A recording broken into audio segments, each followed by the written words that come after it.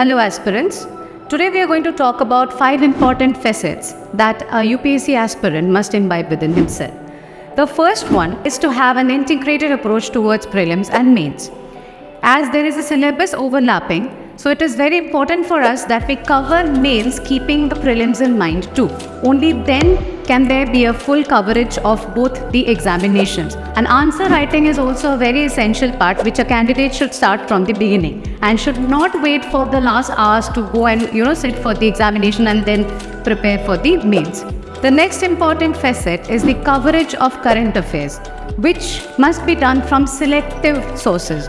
We must not just keep going from one source to another, but we must keep a particular selected source and we must follow that extensively. We must always link our current affairs preparation with the static part in order to have an extensive coverage of the entire syllabus. In today's time, we have seen that most of the questions are actually current affairs based. Even the static questions are also current affairs based, so our preparation should also be interlinked. The next important thing that we must always do is practice test series and then analyze after giving those examinations. And finally, there must be an effective and a strategic study plan to conquer the examination. For more such content, follow Vivashwan Educational Foundation.